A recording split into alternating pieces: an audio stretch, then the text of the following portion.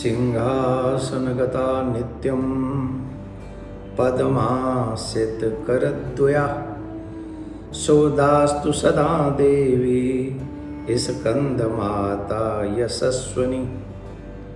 सभी प्रभु प्रेमियों को मेरा प्यार भरा राधे राधे। आज हम इस वीडियो में जो चर्चा करने वाले हैं वो 5वें नवरात्रि की चर्चा करेंगे।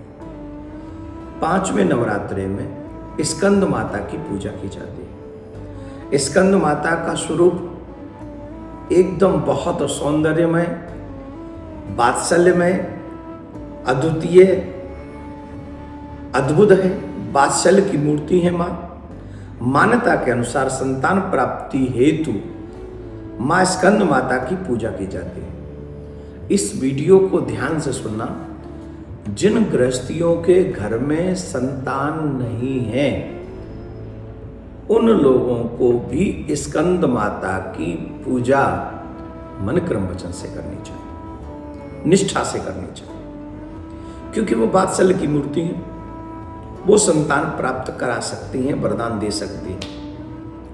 पहाड़ों पर रहकर संसारिक जीवों की नव चेतना का निर्माण करने वाली स्कंद माताएं कहते हैं कि इनकी कृपा से मूढ़ भी ज्ञानी हो जाते हैं। स्कंद नाम है कुमार कार्तिकेय का। कुमार कार्तिकेय की मां होने के नाते इन्हें स्कंद माता के नाम से जाना जाता है। इनके विग्रह में भगवान स्कंद बाल रूप में इनकी गोद में विराजमान है। इस देवी की 4 भुजाएं हैं। ये दाईं तरफ की ऊपर वाली भुजा से स्कंद को गोद में पकड़े हुए हैं। नीचे वाली भुजा से ये कमल पुष्प धारण किए हुए हैं। बाईं तरफ की ऊपर वाली भुजा से वरद मुद्रा में है और नीचे वाली भुजा से कमल पुष्प है।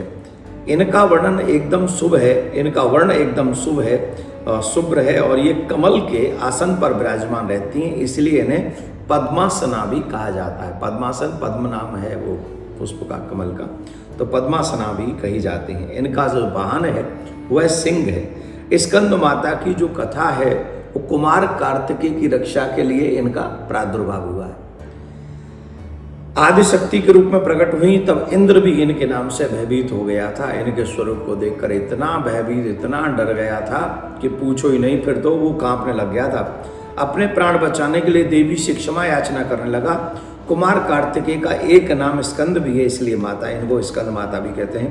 इंद्र देवताओं सहित स्कंद माता के नाम से देवी की स्तुति करने लगा और उनके इसी रूप की पूजा किया। इस समय से ही देवी अपने 5वें स्वरूप में है और तभी से इनकी पूजा की जाती है। जो भी मनुष्य इनकी पूजा करता है, इनको भजता है, इनकी उपासना करता है, उन्हें ज्ञान की प्राप्ति होती है, अतुल बल की प्राप्ति होती है, शत्रुओं के ऊपर विजय प्राप्त करने का अवसर प्राप्त होता है। यह भी हम बताएंगे आपको।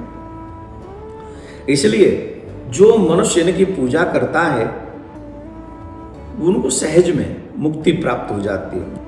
इनके पूजन से अलौकिक तेज की प्राप्ति होती है, जो हमने आपको बताया। जिनके गृहस्थ में संतान नहीं है, माँ की पूजा, स्कंद माता की पूजा करनी चाहिए। उन्हें बहुत बड़ा लाभ इसमें मिलेगा। स्कंद माता को जो भोग लगाना चाहिए वो केले का भोग लगाना चाहिए। स्कंद माता को केले का भोग बहुत पसंद है, इसलिए उनको भोग लगाना चाहिए। स्कंद माता को लाल रंग के ही फूल अर्पण करने चाहिए।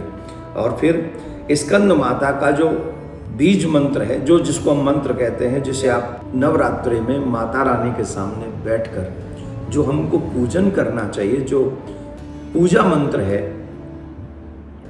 उनके इस मंत्र के जाप से हमें सामर्थ्य और शक्ति प्राप्त होगी। वो क्या है वो आप लोग ध्यान से सुने और हो सके तो इस श्लोक को आप अवश्य बोले। इसमें बहुत कुछ है। जो शत्रुओं से भयभीत रहते हैं, जो डरते रहते हैं कि मेरे शत्रु हावी हो रहे हैं, मेरा ये, तो उन लोगों पर मेरा ध्यान है, वो इसको जरूर सुने।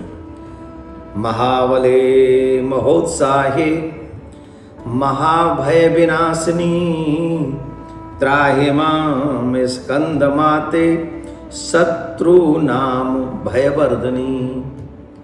हे माँ, हम आपकी शरण में हैं। आप हमारे मन के भय को दूर कीजिए।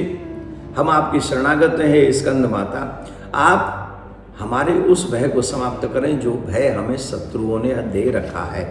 हमें आप उस भय से मुक्त कर दें, जिससे, क्योंकि शत्रु संसार में आप कुछ भी न करो तो भी कई लोगों के शत्रु होते हैं। माँ स्कंद माता की पूजा करने से कार्यों में सफलता प्राप्त होती है।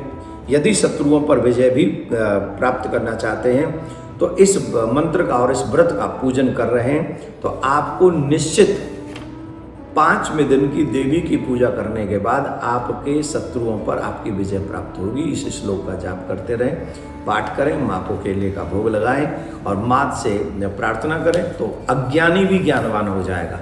आप सबके ऊपर माँ स्कंद माता की कृपा बनी रहे। जिन जिन को संतान और अज्ञानता जिनका नष्ट करना हो, संतान जिन्हें प्राप्त कराना हो, उनको ये वीडियो अवश्य शेयर कर दें। राधे राधे।